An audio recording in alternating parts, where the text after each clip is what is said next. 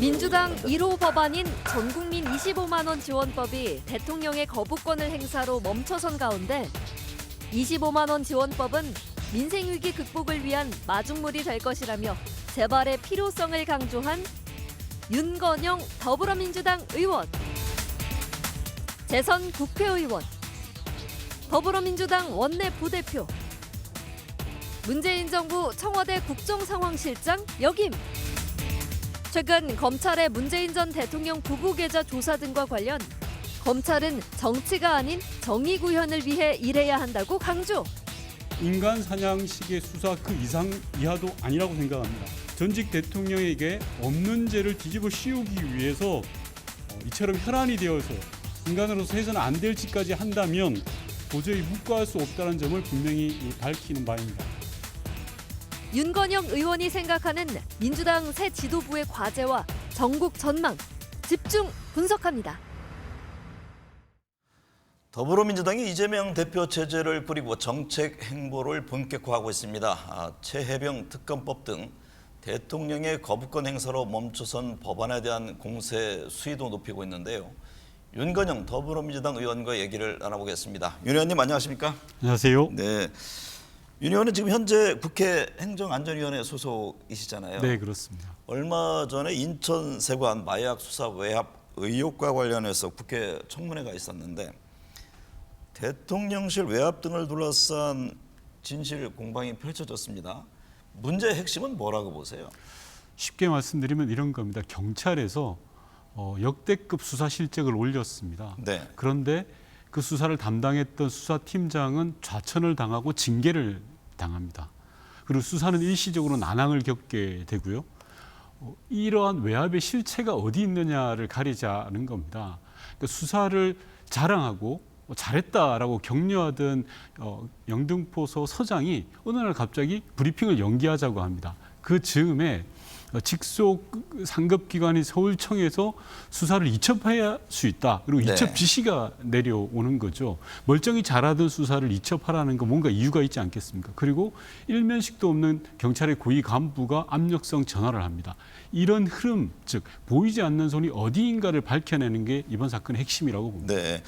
야권은 마약 수사 외압 의혹이 최혜병 사망 사건 수사 외압 의혹과 비슷하다 이런 지적을 하고 있는데요. 윤 의원은 어떤 생각이세요? 굉장히 맞닿아 있습니다. 예를 들어서요. 경찰청장이 압력성 전화를 한 고위 간부에게 징계 요구를 합니다. 인사위원회. 그런데 그 경찰 고위 간부는 징계를 전혀 받지 않습니다. 이런 일이 있었냐라고 전례를 따져보니까 5년 내에 한 번도 이런 일이 없었다라는 거죠. 반면에 수사를 정말 열심히 했던 수사팀장은 징계를 받습니다. 징계의 이유가 소위 말해서 공보규칙을 위반했다라는 건데 그럼 공보규칙을 위반한 사례가 있냐? 징계받은 사례가 있냐라고 따져봤더니 3년 내에 없다라는 겁니다. 네. 박정훈 대령도 마찬가지 아닙니까? 열심히 수사를 했는데 보이지 않는 손, 즉 용산에서의 압력으로 인해서 박정훈 대령이 피해를 봤다면 이번 마약 수사 외압 의혹도 마찬가지입니다. 백혜룡 팀장이 열심히 수사를 해서 실적을 올렸는데도 불구하고 상을 줘야 될 마땅한 사람을 징계를 내리고 자천성 인사를 내린 겁니다. 그 보이지 않는 손을 파헤쳐 보겠다라는 게 저희 당의 입장인 겁니다. 네. 민주당이 당론으로 추진한 전국민 25만 원 지원법이 대통령 거부권 행사로 멈춰섰습니다.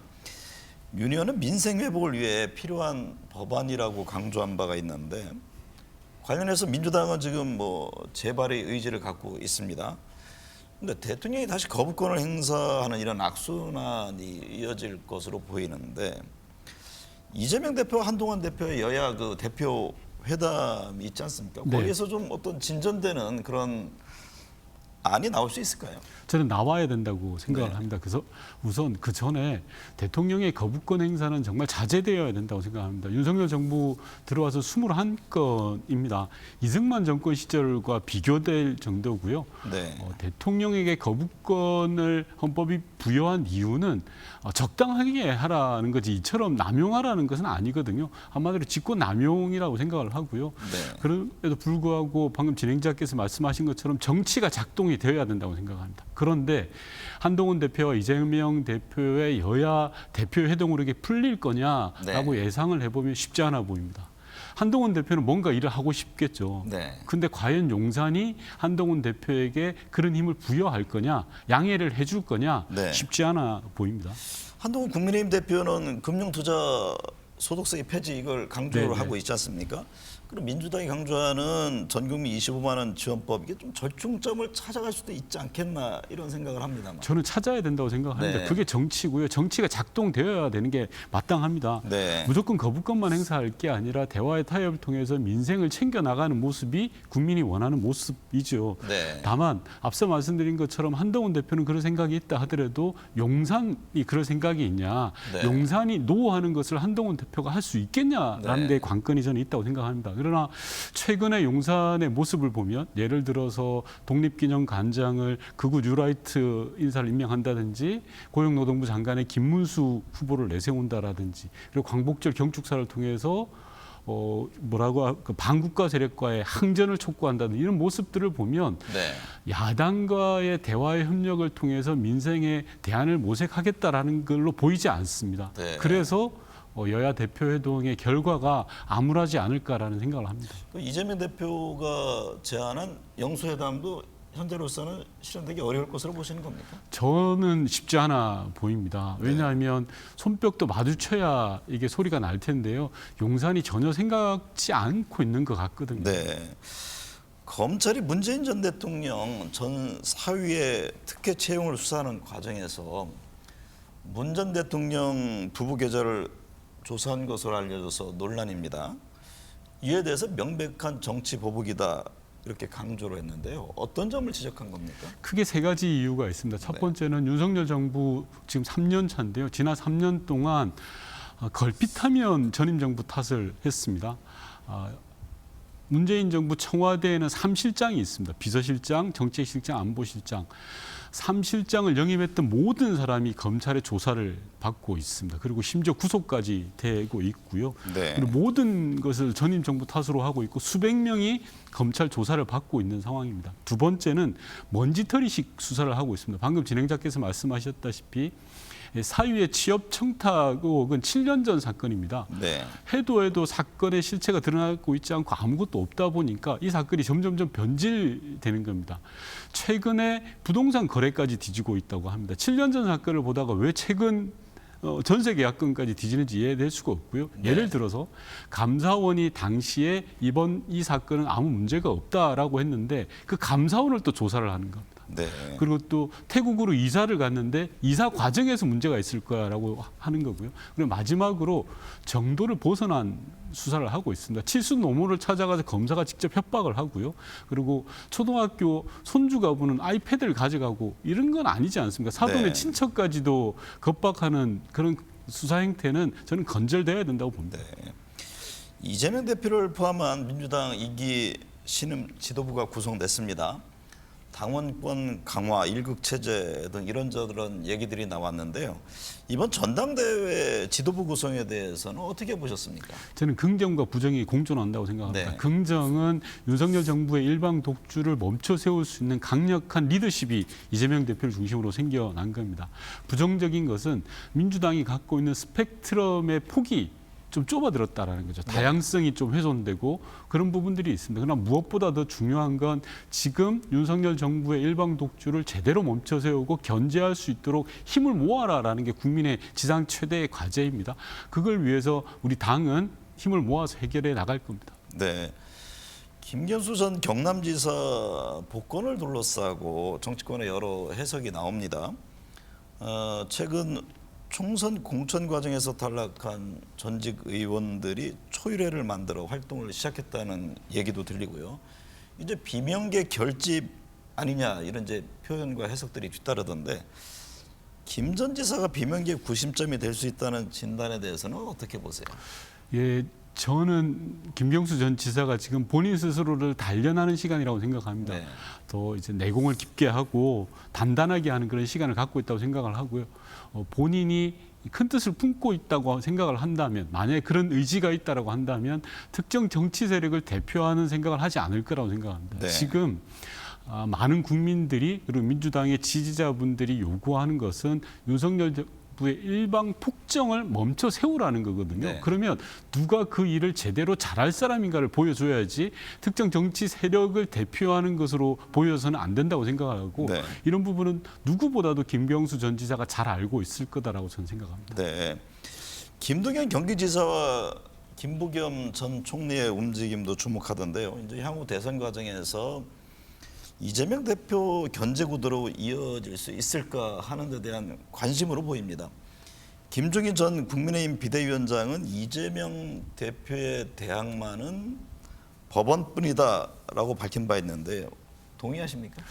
저는 동의하지 않습니다. 김종인 전 위원장이 어떤 취지로 말씀을 하셨는지는 이해는 됩니다만 네. 제가 생각할 때 이재명 전 대표의 가장 강력한 적은 본인 스스로라고 생각합니다. 네, 이재명 대표 스스로다. 예, 맞습니다. 왜냐하면 이번 전당대회를 보시다시피 많은 국민들과 지지자들이 절대적인 힘을 모아주신 거거든요. 그 힘을 모아준 이유는 윤석열 정부에 맞서 제대로 싸우라는 겁니다. 그런 모습을 제대로 보여줄 때만이 국민들은 지지를 철회하지 않을 겁니다. 다만 그런 성과를 제대로 못 보여줬을 때는 큰 위기가 닥칠 수도 있다라는 생각이 듭니다. 네, 이재명 한동훈 여야 대표 회담이 예정돼 있는데요. 한 대표가 회담을 생중계하자는 주장에 대해서 윤 의원께서는 정치는 그렇게 하는 게 아니다. 정치 지도자라면 담대하게 해야 한다라고 지적을 했는데요. 한 대표가 생중계를 제안한 배경은 뭐라고 보세요? 첫 번째는 용산입니다. 네. 용산이 보고 있지 않습니까? 그러면 시어머니가 보고 있는 거나 마찬가지거든요. 그러면 시시콜콜 보고하기도 그렇다면 아예 생방송을 해서 이러저런 오해를 불식시키겠다라는 게 첫 번째 이유일 것 같고 두 번째는 한동훈 대표가 실권이 저는 없다고 봅니다. 무엇 하나 제대로 결정하기 힘든 상황에서 모든 걸 공개하는 것만이 오히려 더 낫지 않겠냐. 즉 생방송 카드라는 건 말씀을 누구보다 잘하시는 한동훈 대표 입장에서 볼 때는 최적의 카드죠. 근데 네. 제가 정치를 좀 담대하게 하자라는 말은 좀 길게 봤으면 좋겠다라는 겁니다. 호흡이 너무 가쁘세요. 네. 왜냐하면 당대표 임기가 2년이지 않습니까? 이재명 대표, 한동훈 대표 공이. 자, 그렇다면 처음 만나는데 첫 만남에서 상대를 제압하고 압도하려고 해서는 안 되죠. 네. 서로를 존중하고 관계를 형성해 나가는 게 필요한데 첫 만남부터 말싸움으로라도 제압을 하겠다라는 식으로 가서는 저는 안 된다고 보고요. 네. 여야 대표로서 서로 간의 케미를 맞춰 나가는 게 필요하고 무엇보다도 국민과 민생을 우선에 두는 자세가 필요하다고 생각합니다. 국민의힘 한동훈 대표 취임한 지 지금 한 달이 됐습니다. 한 대표는 지금 최상병 특검법 등 본인이 밝힌 내용에 대해서 지금 야권 공세에 직면해 있습니다. 결국 이제 말씀하신 대로 대통령과의 관계를 어떻게 풀어갈 것이냐 이게 관건이라는 지적들이 많은데요. 한 대표의 지난 한 달에 대한 평가 그리고 향후 과제는 무엇이라고 보세요? 솔직하게 말씀드려도 네, 되죠. 그럼요. 다른 당 대표에 대한 평가라 좀 저하긴 합니다만 솔직하게 말씀드려서 평가할 게 별로 안 보입니다. 네. 지난 한 달 동안 한동훈 대표가 구체적으로 무엇을 했는지 찾기가 좀 힘든 실정입니다. 한동훈 대표도 전당대회에서 국민의힘 지지자로부터 압도적 지지를 얻었거든요. 네. 그 힘은 윤석열 대통령과는 다른 모습, 기존의 모습과는 다른 모습을 보여줄 걸 기대하고 지지를 한 거 아닙니까? 근데 지난 한 달 동안 한동훈 대표가 보여준 모습은 전혀 다르지 않았습니다. 용산에 대해서 노라고 하는 모습을 한 번도 보여주지 않았습니다. 딱 한 번. 사면과 관련해서 어설프게 아니오라고 이야기했다가 오히려 역효과를 낳았고요. 예를 들어서 지금 한동훈 대표에게 필요한 건 의료 대란에 대해서 윤석열 대통령 설득을 해야죠. 네. 추석 명절을 앞두고 응급실에 의사가 없는 이런 상황에서 집권 여당의 대표가 민생을 위해서 나섰다라는 걸 보여줘야 됩니다. 즉 네. 윤석열 대통령과 다른 모습을 보여줘야 되는데 전혀 보여주지 않고 있는 그런 상황이어서 죄송합니다만 평가할 게 없다라는 네. 말씀드리고 싶습니다. 이재명 대표 2기 신임 지도부의 과제는 어떤 걸까요? 지금 대선을 염두에 둔 뭐 인선, 탕평 인사 얘기가 나왔고요. 중산층 강화를 위한 뭐 세제 개편 등의 어떤 정책 행보를 주목하는데요. 윤 의원이 바라보는 민주당에 나아갈 핵심 과제는 무엇이라고 보세요? 크게 두 가지로 보여집니다. 하나는 노선을 어떻게 잡을 거냐, 하나는 조직을 어떻게 할 거냐인데요. 조직을 어떻게 할 거냐로 보면 외연을 확장하는 게 맞습니다. 네. 그리고 아울러서 내부의 단결과 통합의 기운을 높여야 됩니다. 지난 총선 과정에 있었던 갈등을 해소하는 게 우선이 되겠죠. 그리고 가치와 노선에 있어서는 저는 두 가지 길이 있을 수 있다고 생각합니다. 네. 일종의 우클릭을 통해서 중도를 장악해 들어가겠다라는 게 하나가 있고요. 반면에 진보의 가치를 더욱더 굳건히 해서 집토끼부터 지키자라는 네. 게 있을 수 있는데 저는 개인적으로 지금 시기에는 진보의 가치를 우선하는 게 낫다라는 생각이 듭니다. 물론 뭐 중도의 가치를 가져오는 것도 필요하긴 합니다만 네. 지금 시기에 민주당이 해야 될 건 뿌리를 보다 깊게 박아서 나무가 튼튼하게 자랄 수 있게 하는 것. 그래야지만이 그늘이 넓게 펼칠 수 있거든요. 네. 오늘 이재명 대표가 그 독도 지우기 의혹과 관련해서 진상조사를 네. 당해 얘기를 했는데요. 그 8.15 이제 광복절 경축사 등등등 일련의 흐름 이런 것들이 어떻게 보면 하나의 의도성을 갖고 계획된 그런 흐름 속에 전개된다고 보세요? 저는 충분히 그런 의심을 가질 만하다라고 생각을 합니다. 예를 들어서 앞서 말씀드린 것처럼 8.15 경축사에서 반국가 세력과의 항전을 갑자기 이야기하고요. 네. 또 멀쩡한 지하철역에 독도 조형물이 없어졌습니다. 그리고 정신교육 교재로서의 독도가 사라져 버렸습니다. 이게 어느 날 갑자기 없어지고 사라진 거 아니겠습니까? 누군가의 보이지 않는 손이 없다면 이런 일이 일어났을까요? 저는 합리적 의심이고 충분히 철저한 진상조사를 통해서 밝혀야 될 부분이라고 생각합니다. 네. 대선까지 많은 시간이 있습니다. 진보 진영에는 뭐 당내 김경수 전 지사 등이 있고 김동연 경기지사 또 뭐 조국 혁신당 대표도 있습니다. 보수 진영 역시 한동훈 대표 등 국민의힘 인물 외에 뭐 개혁신당의 이준석 의원 등이 있습니다. 윤 의원 보시기 어떻습니까? 대선을 앞두고 여야 정계 개편이 이어질지 아니면 각 진영의 후보끼리 단일화하는 그런 형태로 이어질지 어떻게 보고 계세요? 방금 진행자께서 말씀하셨지만 앞으로 3년이라는 시간이 남아 있지 않습니까? 정치권에서 3년은 천지가 개벽해도 몇 번을 하는 시간이거든요. 그렇죠. 그래서 아직 시간이 너무 많이 남은 것 같습니다. 물론 방금 말씀하셨던 것처럼 뭐 단일화든지 정계 개편 여러 가지 가능성 배제할 수 없습니다. 중요한 건 지금 현재 국민이 원하는 것, 지지층이 원하는 것이 무엇인가를 가지고 하나하나 따박따박 해들어가는 정치 세력이 누구인가라는 문제인 것 같습니다. 네.